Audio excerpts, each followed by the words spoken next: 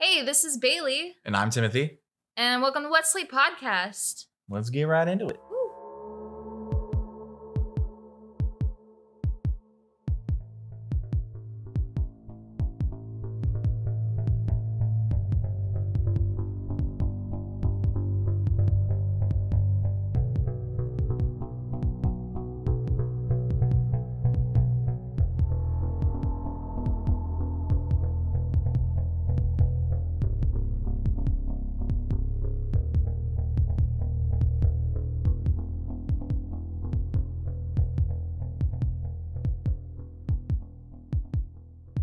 Just a warning before we get into this episode, this does involve babies, so if you're not comfortable with some bad things happening to a baby, then this might not be the episode for you. But we do look forward to seeing you guys in our next episode. But if you're sticking around, Here we go. So for today's episode, I found all my information on YouTube, and it's a channel under the name of Kendall Ray, who does like really informative, like deep dives into her research, and all the other links that I found were like, you know, cosmopolitan. So I was like, I don't really want to use that. So yeah, you should check her out if you guys are looking for, you know, more information. But yeah. So Cosmopolitan of all things. Yeah, it was like Cosmopolitan, and obviously like ABC and like Fox News and stuff, but they were all like, This happened. You know how media is. It's like inflammatory and yeah, they just want you to click on their thing. Yeah, exactly. Also, anytime I would go onto like one of those websites or whatever, like Cosmo would like blur everything out and be like, if you pay us $1. Yeah. If you put in your email, we'll unblur the screen. It's like, all right, well, guess what? I'm just not gonna go on your website. I'm not gonna go on your website. So bye. Today's episode is on Brooke Skylar Richardson. Brooke Skylar Richardson went by the name of Skylar, and she was born around 1999, and she was raised in Carlisle, Ohio. Okay. Skylar and her brother Jackson were both really involved in sports and stuff. They were very active at their school. She was a cheerleader, and her brother was on the football team, so it was kind of like, you know, they're American the cool family. Kids. Yeah, you know. Like all around their family seemed like, you know, the American family. My son's on the football team. My daughter's a cheerleader. You know, we're doing great. We live in Ohio, you know, small town. I think their town actually only had like a population of 5,000 people. That's like, so that's like most high schools. Like, yeah, well, our high school was large 2,000. high schools. Yeah, schools, which is crazy. Yeah, considering that it was full to the brim. Wasn't a very big school. It wasn't. In retrospect. Like the halls were packed. You know, it was bad when they had to get trailers. Yeah, to for throw extra more classrooms. kids in. Yeah, and I'm like, what? That was a thing. Those sucked too. I still remember our theater class being out on one of those. Is that you? Shut up. Yeah. Oh, it really. By the way, what? So your last episode, we were talking about radiology. Yeah. Angie, I did take out the radio part. Yeah. Angie came up to me. He's like, I have a question for you. And I was like, what? She's like, what does a radiologist do? And I was like, God. So apparently you left one part of that in. No. I did leave that part because that was a whole part of you, like, because you kept making callbacks towards the end of the episode. You're like, well, apparently because he's a radiologist who doesn't know how to use radios. Like, just like all throughout the end of it, I was like, I have to leave at least one of those parts in. So yeah, I casually got roasted for that. You did this to yourself. I know I did, but dang, you gotta call me out like that. That was my favorite episode so far that I've done. Carlton, it was fucking funny. I'm just mad that it ended up with me getting roasted by people. I'm sorry. I mean, it's my fault. So, well, it's also your fault because you could have easily been like, nah. No, you're wrong. But no, instead you let me sit in my wrongness. Well, to be fair, at first when you were trying to talk about it, when you were like, because I didn't get your initial confusion, you're just like, okay, why, you know, radiology? I was like, yeah, radiology. It didn't click. It didn't click for me either that you were confused. So it was like, yeah, he went into radiology. You're like, okay. But listen, why? Was it even invented then? I was like, okay, when I started going on about pigeons in World War I or that's whatever, when I got confused. That's I was when like, you should have been like, I think like, you're mixed up. No. So I let it slide, and then you brought it back later. You were like, yeah, I realized you weren't talking about like radios. And I was like, yeah. Well, listen, like halfway through, I don't know what happened, but like I just got to thinking, I was like, wait a minute. He's a doctor. Radiology. That doesn't involve radios. So like I just like, yeah, that's when I caught myself and I was like, oh wow, I am actually stupid. That was fun. I'm sorry. Yeah, whatever. Oh, okay. My bad. Yeah, but Skylar was making like very good grades in school, and she was, very involved in extracurricular activities and stuff. So, she was a good kid. As a cheerleader, she was what's called a flyer. I don't know if you know what a flyer is. So it's essentially the person that gets like thrown in the air. You know what I mean? During like their performances. So like the top of the pyramid, or the one that does all the crazy flips. So, AKA the smallest one. The smallest one. Which did, play a big role in her mental health. Oh. Okay. And it's thought that coupled with the stress of life, just in general, as a teenager, this was a contributing factor to her eating disorder. Yeah, so because you would need to be relatively, Yeah, I gotcha. Not heavy to be thrown. Or maybe they just need to get stronger. That is true. Why aren't they stronger? Why aren't they beefy? Beef.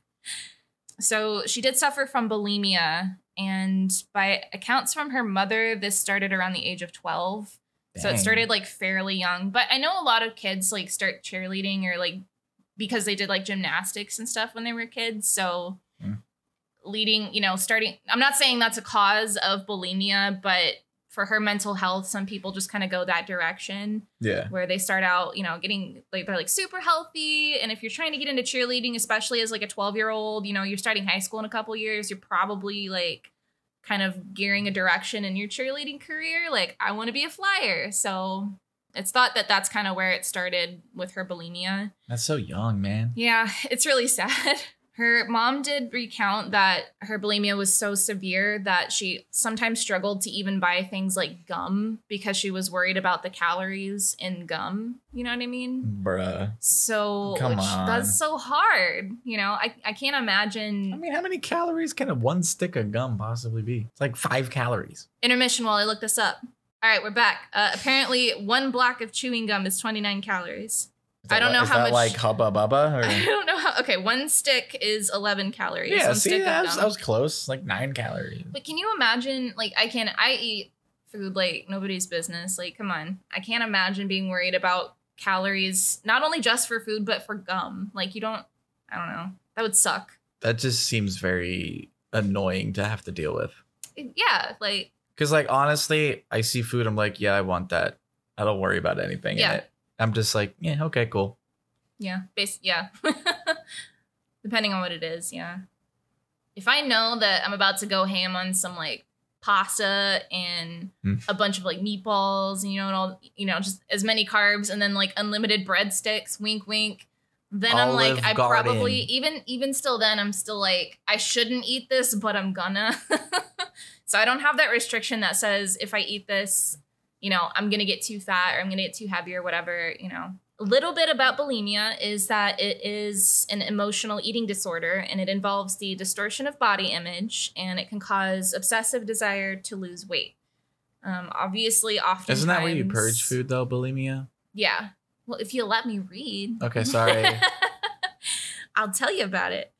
So oftentimes, obviously, the disorder causes extreme depression, and many sufferers go through bouts of extreme overeating, which then they go through bouts of like self-induced vomiting, purging, and fasting. So yeah, it's not good because you're overdoing it on one end of the spectrum, and then you're like, oh, wait a second. Now I'm going to overdo it by getting rid of it. Food challenge videos that we see people on YouTube doing. Like, what's his name? Matt Stoney? Yeah, Matt Stoney. Like, the fact that literally for, like, the Halloween special, he literally ate, I think, like, 5 pounds worth of candy corn. Good Lord. Of candy corn. 5 pounds? Yeah. And I think it came out to, like, 11,000 calories of just pure sugar, which one, how are you alive? How is he alive after any video, to be fair? Because I like, well, one, he's also like a super thin dude. Yeah, I don't understand. I feel like he must like purge it. I mean, maybe afterwards, because I just don't understand. Maybe he works out like an excessive amount, you know, which neither way is healthy. None of what he does is healthy. I've seen like professional like food eaters, like they work out a lot, but like Matt's and like, you know, they have like body mass, but like Matt Stoney, he's just like a twig at all times. So I think he just either purges it immediately after like the video or whatever, yeah, or like he actually like digests it and then just like fasts or something after. I would imagine fasting goes into it, because I think that's a thing with a lot of like competitive eaters is they fast for a couple of days before, or at least like 1 or 2 days before. For what? Well, some of the people I watch, they actually talk about, you know, fasting is actually bad for like an eating competition. Oh, really? Because it shrinks your stomach. Oh. So like what they do is they actually like eat like relatively small meals than what they're used to, so that way they can have food in their stomach to help keep it expanded. I feel like you could fight that too by just drinking like a ton of water. Well, I don't know. Maybe. Keep it expanded. That might be a thing too. Who knows? Ugh, it's exhausting talking about don't make eating competitive. I want to enjoy it. Just some of the things he's done though, like the fruit roll-ups thing. What was it? It was like 100 fruit roll-ups all rolled up. Yeah. And it was like and the scrambled eggs. Ugh. I remember the scrambled eggs. Oh, right, like video. all those scrambled eggs. I'd be so sick. And then he did like everything on the Chick-fil-A menu or something like that. Where he literally ordered one of everything. God, that sounds good. That sounds so good. And then he did like the what is it? Papa John's Super Bowl special or something. Where he got like 2 extra large pizzas, a bowl of wings with celery and breadsticks and like 3 bowls of chili or something. I don't know. Something like that. I could be wrong about what brand it was, but it's just a lot of food. Yeah. Anyways, that was like a good 3-minute rant about competitive eating, people. So many people on the outside of this case look to the parents and they kind of discuss whether or not they did enough to help Skylar with her disorder. True. For different reasons. A lot of people do actually accuse her mother of encouraging the disorder, which sucks. Well, I mean, like, I wouldn't be surprised if she did that. I mean, maybe. Because, you know, after seeing, like, you know, Bad Grandpa make fun of, like, child beauty pageants and then actually seeing, like, the whole thing with, like, Honey Boo Boo and all them. Yeah. Wouldn't surprise me. They're so gross. So Skylar was actually diagnosed with body dysmorphia as well. And some people feel that her mother was a vain person and she would project her own self-image importance onto her daughter. So that's why they were thinking like, well, did she actually like try to get her help or whatever? But it was noted that her parents did send her to doctors and therapists to help her with this, with her disorder. So it's really like, it's that's kind of where the media comes into it, because a lot of this was reported after the fact. So they're like, all right, well, her mom was a vain person. So like, did she really try to get her help? But like, there are, you know, records of her going to doctors and therapists and stuff. So it's like, what's inflammatory here, you know, if anything. Yeah. But I get it, I guess. It is noted too that Skylar was a relatively reserved person, which again, that's not much of a surprise given that she did kind of seem to fear the judgment of others, you know, through her disorder, especially when it came to her physical health. So she just really wasn't open with a lot of people about what she was going through. They usually aren't. Yeah. Well, in July of 2016, Skylar began dating one of her friend's cousins. That relationship didn't really go on for a long time. It was pretty brief and, you know, ended kind of amicably. And towards the beginning of 2017, Skylar began dating her new boyfriend, Brandon. He was a junior at her high school. So Skylar's parents did take a liking to him because they noticed that Skylar seemed to be very happy with the relationship. They felt that he was a really positive influence on her. That's good. Because they also noticed that she had actually been, you know, she seemed to have been in like the best mental state that she had been in a very long time, as well as the fact that she had actually began gaining some weight. Oh. So like she just seemed healthier overall. I feel like this is a butt coming. There was no butt. They just saw that she was happy. I know, but I feel like this is about to be a butt coming with the whole thing. We'll see. I mean, considering we're talking about this, there's a butt in there. It's coming. So all around, they did feel that Brandon was a very good influence on her and a very good thing for her. And then during the spring of 2017, the family, so that same year, the family took a trip to the beach where, again, they saw firsthand how much healthier she looked. It was, in their opinion, at the time that she seemed to be recovering and coping with bulimia for the first time and moving forward past it. So they didn't really there wasn't much going on other than she was in a good relationship. So she was happy. Of course, her parents at this point in her relationship, they suggested that Skylar should consider taking birth control, which, Skylar agreed. And in April of 2017, Skylar and her mom went to her first OBGYN appointment where Skylar saw a doctor to talk about her options.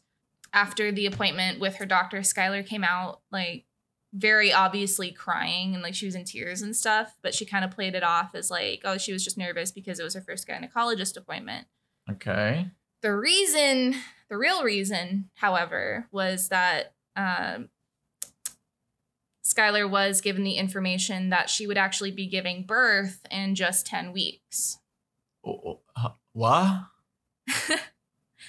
The doctor wasn't actually sure of the date, however, and was off by a considerable amount of time as she was actually 36 weeks pregnant and realistically would be giving birth in just 4 weeks after that initial appointment. So she was 8 months pregnant at this point. Okay, hold up. Okay. How did she not know she was pregnant? We're going to talk about that. Okay. There's some conjecture around this whole issue. Listen, I gotta say that was literally out of left field. I felt like she was gonna get denied birth control or whatever, or she was gonna get on it and was gonna throw the hormones all crazy or whatever, and then commit crime. I mean, or that would just kind of deteriorate her mental health a bit more, but. I mean, instead, it's possible. She's pregnant, but she's 8 almost months pregnant. to term. Yeah. All right. Nearly. Anyways. So that happened. So again, yeah, she did obviously very visibly become upset after talking to her doctor, and he offered to give her some prenatal vitamins and different forms of late-term care because obviously at this point she's 8 months pregnant and it doesn't seem like she's really done anything about it. How old is she at this point? I think she's 18 at this point. Okay. I think she was a senior in high school at this point. Her junior, right? Her boyfriend was a junior. Okay, yeah. Gotcha. So she did refuse all the care and the prenatal vitamins and stuff. And she instead insisted that he go ahead and give her the birth control prescription. She convinced him by saying that her mom would be super upset if they didn't get what they came for in the first place. She's like, well, my mom wanted me to get this, so we might as well just get this while I'm here, blah, blah, blah. Let's not worry about the prenatal stuff right now. Well, for some reason. All right, here's the thing. No. You came in for that, yes, but circumstances have changed. Circumstances have changed dramatically. Yeah. But for some reason, the doctor did agree and gave her the prescription as long as she agreed to come back very soon to receive the prenatal care she very desperately needed. Yeah, because, she's pregnant and, bulimic. So you know that baby ain't getting no type of nutrients. Yeah. And again, she was 18 at this time. So due to confidentiality laws, obviously the doctor couldn't tell her mom about what had happened during the appointment. So she did kind of keep that close to herself. She didn't tell her parents or anything. So a few days after the appointment, I think within the next week, Skylar and her boyfriend Brandon attended the prom together. For prom, she wore a tight, a skin tight red dress that she had picked out early in the year in February. And at this point it was April. So only is she gonna give birth on the dance floor or something? No. Panic at the Disco. Sorry. Again, her pregnancy still went unnoticed. Throughout the entire, she went to prom, she took pictures, she was around friends, all of the, people, all the adults that were at This prom, her parents didn't notice. Like, I don't even know if her boyfriend noticed. Nobody said anything. That's crazy. And here is actually a picture of when she picked out the dress in February, I believe, that year, versus prom night. So okay. So here's when she'd picked. Wait, this is when she picked out the dress in February. So she was getting like super healthy, like obviously at this point. So she was 36 weeks in April. So she was 8 months along. In February, she would have been 6 months along. But this is about when she picked out the dress. Here she is 8 months pregnant on prom night. Looks exactly the same. So this is her and her boyfriend, Brandon. Dang, he tall. Again on prom night. Yeah, he's super tall. I also want to show you the picture of her because there is a picture of them at the beach. So here she is at the beach that summer. I think this was in March, maybe, because they went during the spring. She would have been bulimic at all. No, this is after she got together with her boyfriend at the beginning of the year. So this is when they were like, oh yeah, she's getting healthier or whatever. But realistically, she's like 7 months pregnant right here. You really can't tell. No, you can't.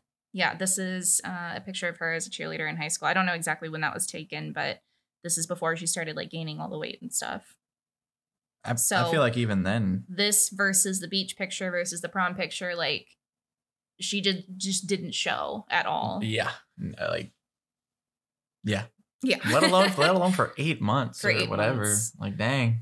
So, a few months after the night of prom, on July 14th, 2017. Police showed up at the family's house and said they needed to speak with Skylar. Oh, boy. Okay. And, of course, at this point, nobody knew anything of Skylar's pregnancy or what the police could have possibly needed to speak to her about. So off she went. She went to the police. You know, it was just, I guess, just go talk to the police, whatever. Skylar's parents did receive a phone call from Skylar's OBGYN at this point, after she had left for the police department, and they were telling them that Skylar was in fact pregnant, and they were concerned enough to call them because there were rumors going around that Skylar had her baby and had buried it in their backyard. Yo. So that's why the police were there. Okay, so she didn't tell anybody. She didn't tell anybody, no. And nobody knew. Or like could tell by looking at her. No. So how did this rumor start? I don't know. Well, I mean, her doctors were there. So I wonder if it was just like what happened to the baby, or like, you know, because it's a small town. There's only like 5,000 people. So, you know, workplaces, no matter if you're a hospital, a law firm, you know, the police department, or you work at Walmart or something, everybody's got their own rumors, especially if it's a small town. So if the doctor was like, she's pregnant, I don't think she told her mom, and then they just never heard anything about the baby months later after she was 36 weeks pregnant at her appointment. They just didn't hear anything about the baby. Like, they probably started rumors around the office or heard rumors around other places or something. Well, she should have sued them. Get that check. But yeah, so actually at the police department, Skylar told the police like everything that day. Oh. So okay. Whether or not she wanted to sue them, it wasn't, you know. I mean, I'm just saying she should have. She told everything. They telling her they're telling people your business. Yeah. Well, her parents, yeah, but she's still 18 and she's an adult, so they shouldn't. Even then. But I think it's different when it comes to like a baby, you know what I mean? Oh, so I don't it's know like about all that, child endangerment. But I mean, you know, like, but then like the whole check. rumor thing. Yeah. Talking about burying the baby in the backyard. One, that's defamation. Two, that's, you know, telling people that you were pregnant that don't need to know. It's her business. But I mean, they made the call. They called the police to do like a wellness check and call her for questioning and stuff. Like that I understand. But like, you know, I don't know. That's just how it happened. So get your check. So at the police department, she began by explaining that 2 months after her initial appointment, she went back to her doctor and told them that she had given birth to her baby, although the baby was born stillborn. She explains that on May 7th, So, okay, so maybe that's where she told the doctor, because obviously the doctor would have been like, okay, what'd you do with the baby? You know what I mean? And she might have told the doctor, I buried it in the backyard or something like that. And he like could panicked. have started the rumor or something, or like. But even then, so maybe that's a cover up. Maybe the doctor was like, oh, I heard a rumor instead of I'm telling you something she told me in confidentiality. Like, you know what I mean? Maybe that's how it happened. I don't know. I don't know. Either way, she confessed everything. Like, I wouldn't even know what to do in that situation. Yeah, she's 18 years old. Told absolutely nobody about this because obviously she didn't want the baby. And it was, a stillborn. Right. Like even if you did want the baby, like what are you supposed to do at that point? If you had a child in your home, tell your parents. But like, what is the protocol? Tell your parents. No, I mean like, okay, let's say the parents aren't there, blah, blah, blah, blah. Okay, but her parents were. No, I know. But I'm just saying like, not her case specifically, but like if you were to give birth to a child. You take it to the hospital. And it's stillborn. You take it to the hospital. I don't know. That's what you do. You take it to the hospital. That's what I'm asking. I don't know what you're supposed to do in that situation. Yeah, you take it to the hospital or the police department. Oh. You shouldn't just bury it, I guess. I don't know. She did explain to the police that on May 7th, 2017, she had begun experiencing labor pains, and she didn't tell anybody about it at that point. Even still, at that point, she didn't tell anybody. She was literally going into labor. It was just like, I'll deal with this myself. I mean, which first of all, that's a boss ass bitch move. First of all, but like, first of all, strong on you for that. Like, your pain tolerance is obviously very high, like through the roof. But tell your parents what is happening.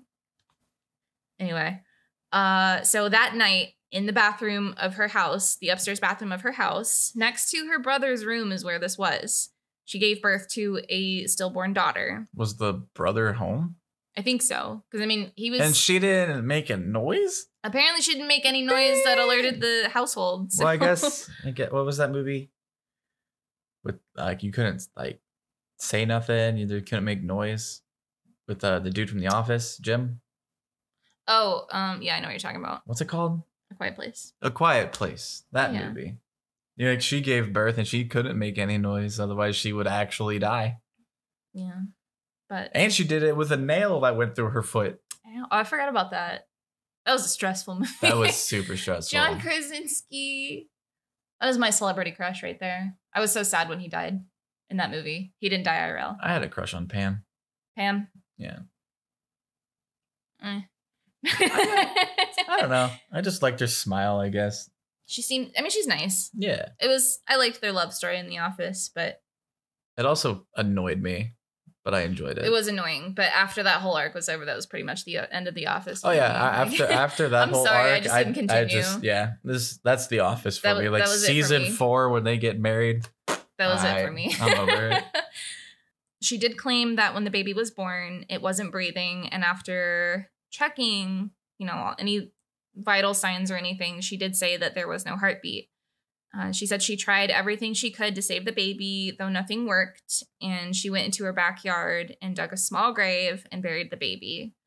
She insisted during the interrogation that she was in that she did not kill the baby. Like, she said that multiple times, and obviously that became the biggest question of the case was the baby born stillborn? Was it born alive? Did she kill it and then bury it? If it was born stillborn and she buried it, like, why didn't she go to her parents or whatever, or the police or whatever, the hospital? So that's kind of the biggest, it's kind of the biggest thing in this case. Yeah. No. Like, I understand why she was probably like really scared to tell her parents. Yeah. I mean, still in high school, and you think about it, she had an eating and then she disorder. kept it hidden from them for like what, all of 9 months, pretty much. It's like, oh, sorry, I gave birth to a kid. Yeah. What? Yeah. Like, even at that point, you should still bring it up. Don't do what she did. I mean, yeah, like, you shouldn't hide it from absolutely everybody, including your parents. But I mean, she was like, I get where she was coming from. Yeah, eating disorders. She was mentally, kind of unstable at that point. Yeah. She was dealing with depression, and obviously, a lot of people thought that her mom was vain. Were like, well, she's trying to keep up, a family image or whatever. So she could have been scared to go to her parents, I guess, but it's kind of a hard place to be in. Oh, yeah. For all intents and purposes. I personally wouldn't know what to do in that situation. Yeah. It's like, I don't know. So after hours of questioning, police tell her parents pretty much everything that Skylar had said. Obviously, they're shocked, and they immediately went to go and comfort Skylar. All the while, all while they're hugging, she's apologizing to them. She's saying, "I'm sorry, I did this." She's crying, and her father obviously insists. He's like, "You should have just told us what was going on. We would have helped you." And it's like super sad. She does tell them that she named the baby Annabelle and that she had actually belonged to the previous boyfriend before Brandon. So, because again, at this point, it's April, and she and Brandon had got together, I think at the end or very beginning of the end of 2016, beginning of 2017. So it was only like a 4 or 5 month relationship at that point.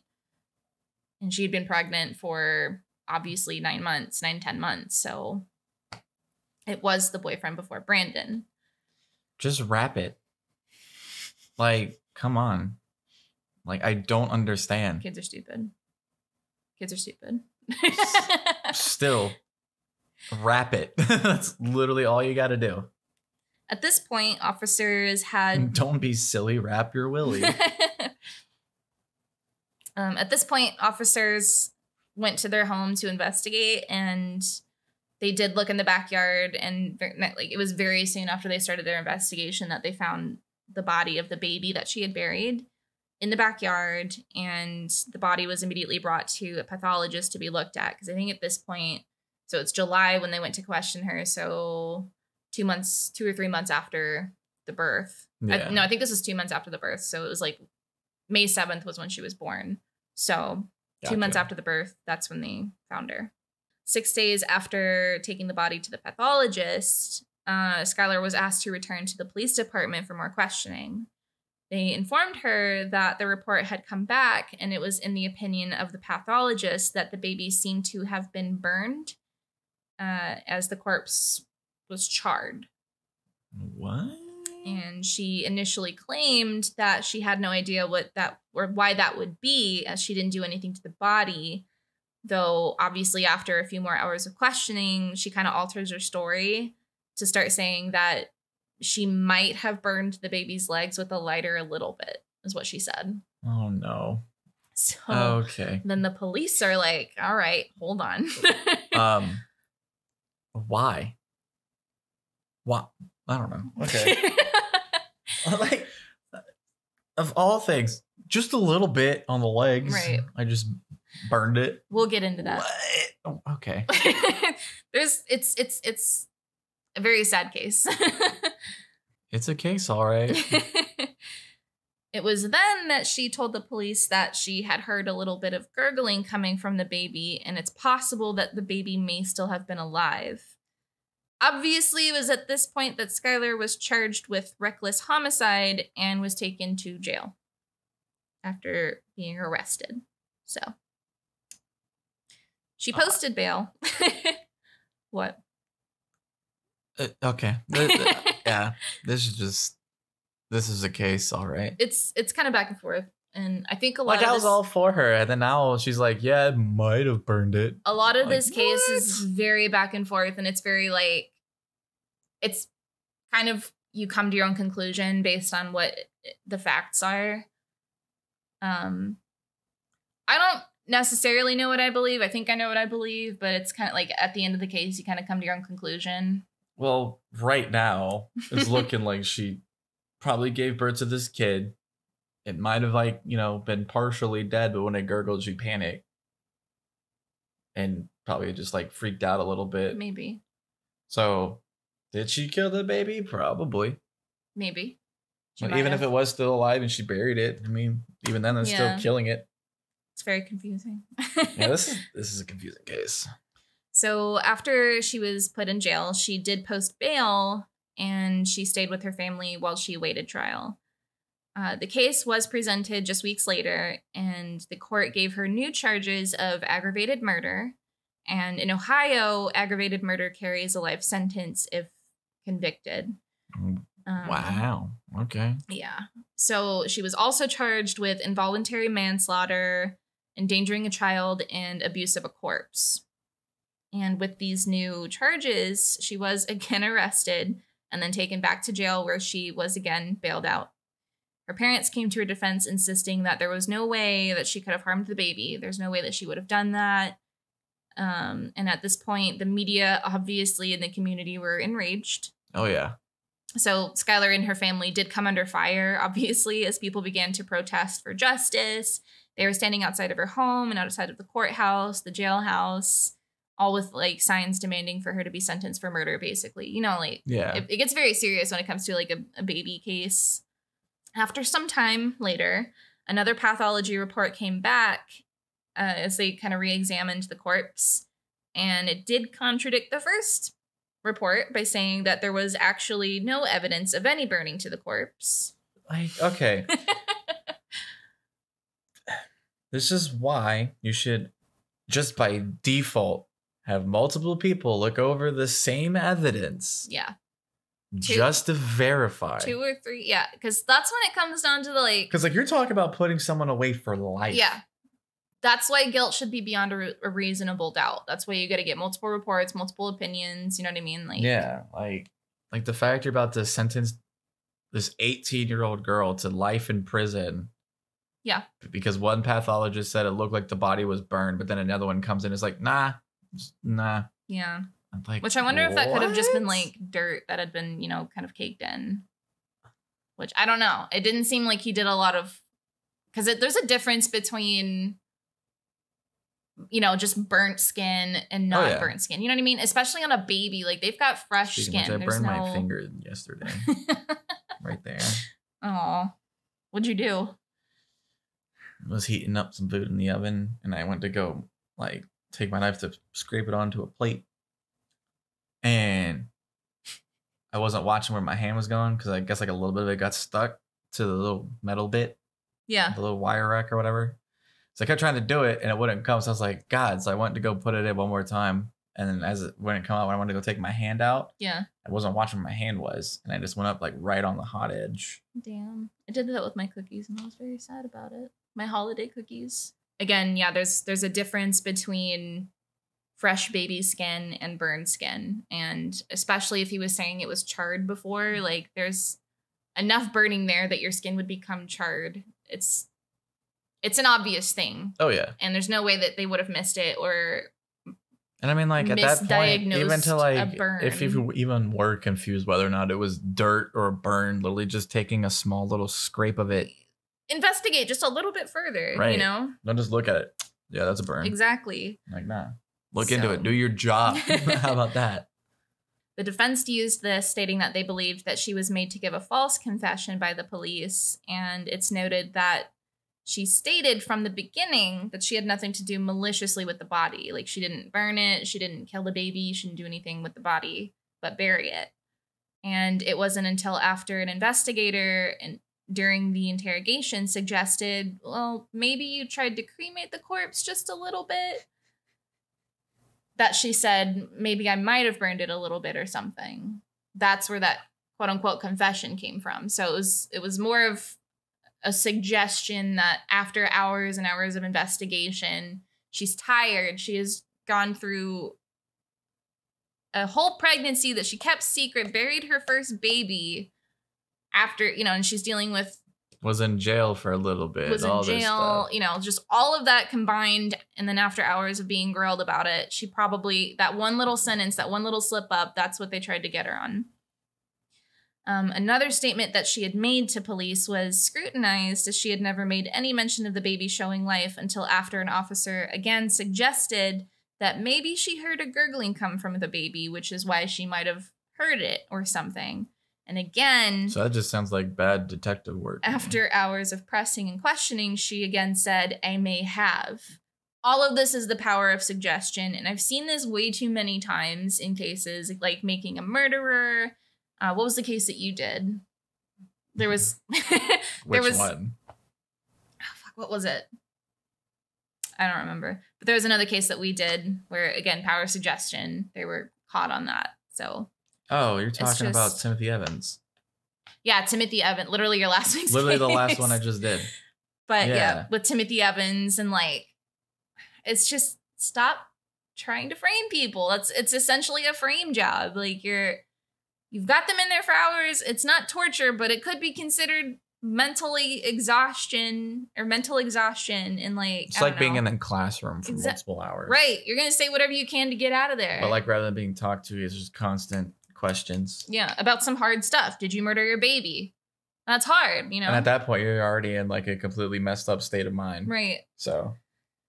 The prosecution, however, did stick to their initial story from the trial before, and they were saying that, you know, she still admitted to doing what she did. I don't know why this just kind of gave me like "don't fuck with cats" vibe. For why? Why? Like the whole interrogation thing. Why? Like just him being in like the interrogation room and saying, "Oh, I might have done this" or whatever. And I don't remember that. He probably did. He was 100%. He's a murderer. Anyways, if you have not seen "Don't Fuck with Cats," I believe it's still on Netflix. Look it up. Super interesting. Yeah. And it just constantly throws you for a loop. Yeah. We should just do that for a case, honestly. I mean, we could, honestly. But it's super interesting if you're into like internet sleuths figuring out a case essentially and just how this one guy manages to evade all these people by taunting them and doing all this. It's super interesting. Anyways. It's a sad case. It is also sad. Nice hoodie, by the way. Thanks, man. It's for my podcast. Have you heard of it? So yeah, the prosecution did stick to their initial story by saying that, you know, she still admitted to doing what she did. She still admitted to burning the body after hearing that it was gurgling, after it was still alive. So that was pretty much their whole thing. That's what they were going to get her on. Even though there was no evidence to suggest this, especially after this point with the second pathology report. So Skylar was placed on house arrest. And in July of 2019, you know, like a year or so later, it was just over a year later, the state had contacted Skylar's lawyers and suggested a plea deal. This plea deal said that they would remove the murder charge if Skylar pled guilty to all the other charges. And it's at that point, it's like gambling. It's like, do I accept this plea deal to get out of doing the rest of the trial, or do I try to fight the trial and see if I win?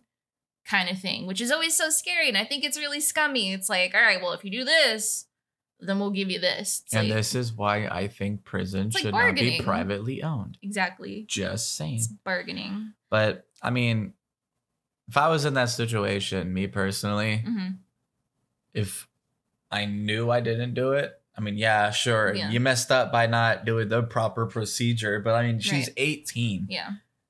Like, I'm 24. I don't even know what I'm supposed to do in that situation. Like, well, she did initially consider the deal after obviously dealing with this for over a year. But, and because again, the murder charge was the biggest thing against her. That's what carried the life sentence. But she did exactly what you said you would do, is she's like, I'm not going to plead guilty to something I didn't do. Right. So even after all that, she's still like, I didn't do it. You know, I have nothing to prove. Or to, you know what I mean? Right. But like, yeah, she pretty much did what you said you would do. So. And then at that point, I would turn right around and sue this court for defamation. Trying to make you like seem guilty for something you didn't do. Right. Especially after your family just got harassed after all this news came out about it. The whole town, like, come on. On December 3rd, 2019, the trial did continue. And the prosecution pushed her interrogation admissions still.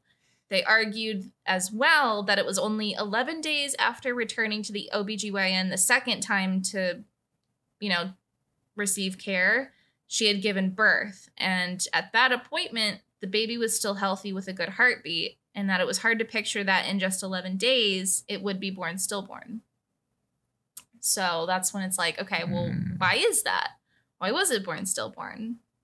Well, I mean, at any point in that time, like, he could have had the umbilical cord around his neck. Maybe. And suffocated, or, you know, I mean, she wasn't exactly in the best of health to begin with.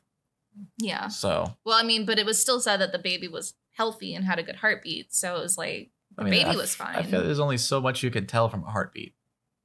I mean, they did other tests. That's why they could tell the baby was healthy. I don't know. I don't know what all they can do. All I really know is just the ultrasound. They were also able to prove that Skylar took the birth control pills after receiving them, pointing out that it was obvious that she didn't want the baby. Again, as she had worked so hard to keep it a secret.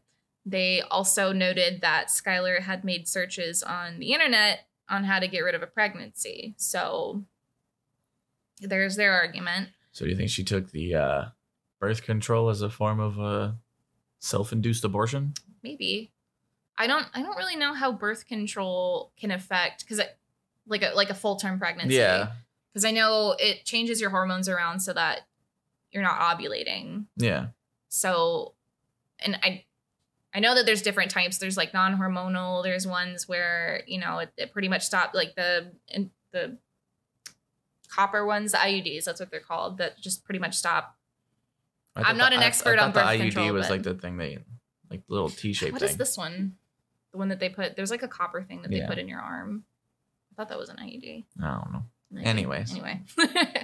But I really, like, I'm not an expert, so I don't really know how it affects a full-term baby, but they were saying I assume it wouldn't be good for the child. Yeah, well, that's what they were suggesting. They were like, well, she took the birth control pill, so maybe that had something to do with getting rid of it. But at this point, they had also brought her mom into the argument, citing her vanity and how their parents had put extreme pressure on the siblings. Pretty much, again, to play off that they were like the perfect family. And they accused her mom of knowing that Skylar was pregnant, as well as, you know, a lot of people actually outside of this case, you know, just all over the place, believe that that's actually a strong possibility, because it's said that the doctor's office might have accidentally sent the email with her appointment details to her mother instead of Skylar, because she's 18 at this point, might have just transitioned all of her information to her own account, but they may have sent her the email on accident. So there's a couple of text messages that we're going to talk about that. So it is said that these might be fake, but these might also be real. A lot of people believe that they're real. Some of these are actually real. Some of them might be fake. I couldn't find any information to find the validity of them, but we're going to talk about some of them because they were brought up in the court case. Okay. I feel like it was brought up in the court case. There's some sort of validity behind it. Right. So at this point, they were talking about some of the texts. There was one text that her mother sent to Skylar saying, "What the hell is this?" after the email, saying, "What the hell is this?" which Skylar deflected, trying to convince her that it wasn't true and that it must be a mistake. And allegedly, at that point, she texted Skylar saying, "It better not be true or your life will be over." People believe that she didn't want Skylar to give birth, obviously, at such a young age, as it would ruin their image. Shut up. Yeah. There is a clip of Skylar's interrogation where Skylar and her mom are alone. And her mom does state, like, this is an actual thing you can find on YouTube. She just says, you know, we had a perfect life before all this, you know what I mean? So it's like people see that, they're like, all right, well, that's kind of suspicious, along with all the other texts and stuff, just like knowing about what's happened in the case. Honestly. like, yeah, she messed up, but why would you say that to your kid? You. Yeah, at this point right now, your daughter is in the most vulnerable place she could possibly be in. Don't say that to your kid. I don't know. So again, coming back to the text, there were other messages where Skylar states that she's worried she won't be able to fit in her prom dress to her mom. So like, why would she send that to her mom? You know what I mean? Mm-hmm. She was gaining weight though, because that's when she started eating, when right? She was getting healthier. So a lot of people are like, well, she's just getting healthier. So she goes on to say in that text messages that she's in freak mode and she hates, quote unquote, being like this, which again could just be her eating disorder saying you're too fat, you know what I mean? Yeah. Like, you're not gonna be able to fit in your dress, blah, blah, Another text message was sent by Skylar after the time of the birth happened, stating, "I'm so excited to come to dinner wearing something cute. Yay, my belly is back." Like, why would you send that to your mom? You know? Okay. Another text message says that is from Skylar to her mom, showing excitement that she had lost 20 pounds. And her mom responds, "I could cry. You're literally my hero." Which is like, what? If you know your kid has had an eating disorder since she was 12, why would you be encouraging her, saying like, "I'm so happy you lost 20 pounds"? Well, like, I mean, the fact that she's like, you ruined our life essentially to her because she had a baby. Yeah. Like, well, this was all before they found out about, quote unquote, about the baby. So people are like, well, obviously you knew about the baby if you're happy that she lost the weight after having the baby, you know? So a lot of people look at these text messages and this kind of alters people's ideas about like what might have happened, because they're like, why would you send this in the context of either like she's got bulimia or maybe you knew about the pregnancy? Like, why would you say you're happy that she lost 20 pounds? Or why wouldn't you get red flagged if she said, "I got my belly back"? It's like, what, you know? Yeah. So a lot of people are like, she could have known about the pregnancy. This is a complicated one. It is very complicated. And it goes back and forth and makes no sense. Everybody's messing up here. So it is also said by a lot of people that her mom had been giving her laxatives and telling her that she needed to go to the gym on a daily basis. And that, again, goes into the skepticism about their support of her bulimia and stuff. So do you think her mom, you know, because of the email thing or whatever, found out she was pregnant and then secretly tried to get her to lose it? That's why she was happy when she said she lost the 20 pounds? I mean, maybe. It could go either way at this point. There's so many she was weird... making her take laxatives and all that. Right. Like, I'm sure she was doing a lot more than just that. Which it could still be she just wanted her to lose weight in general. Like, she still might not have known about it. But... yeah. That's like, there's no definitive facts in this case, and that's what kind of annoys me about it, is it's like, I don't know what to believe. I'm gonna just tell you the story how it goes. So the pathologist actually took the stand to say that initially they did believe there were burns. However, after making another examination, there was absolutely no evidence of this. So they had also stated that there was absolutely no evidence that Skylar had killed her baby or that the baby was born alive. So they didn't believe that the baby was born alive by the pathology report. Again, it's still kind of hard to tell because the baby at that point was 2 months dead when they got the body, but they couldn't really find evidence that it was alive after birth or that she had killed it. Okay.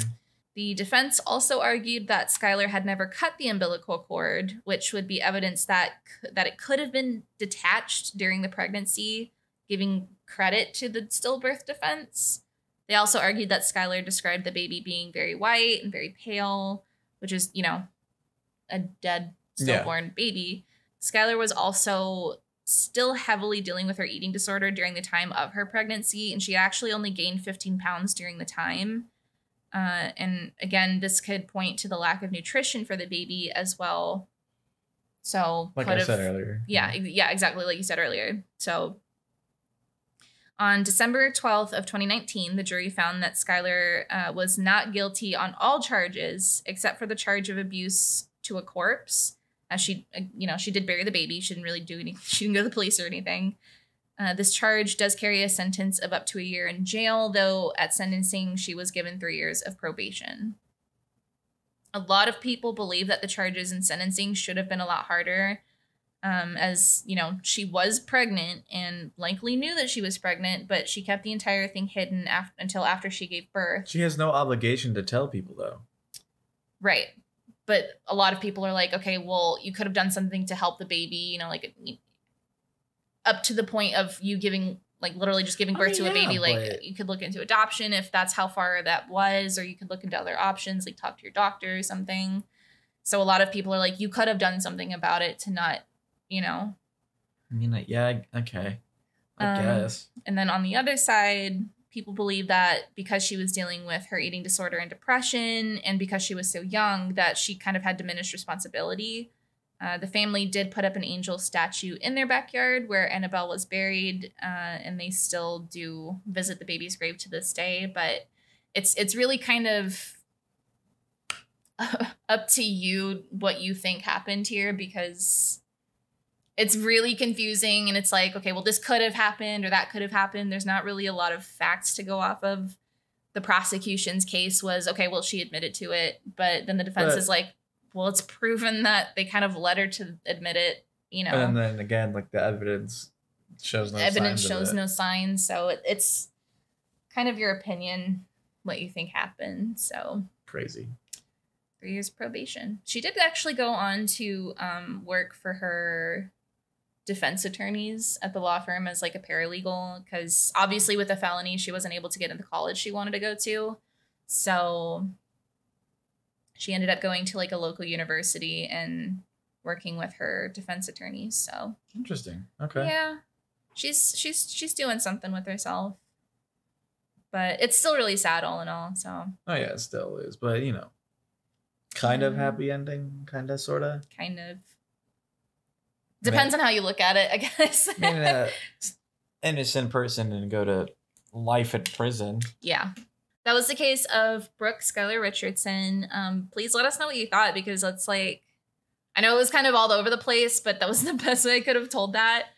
And I do want to know what you guys think about that, what you think might have happened or what you believe. So yeah, I make sure to read every comment. So feel free to tell us what you think, and you know, either me or Bailey will respond to you. Yeah. And don't forget to check out our merch. We've got a new merch store at Teespring. Teespring.com/store/what's-sleep. Yeah. Be sure to check that out. We got tons of hoodies, got some sweaters, plenty of t-shirts. Got mugs. And you got mugs, phone cases, stickers. And masks for all your COVID needs.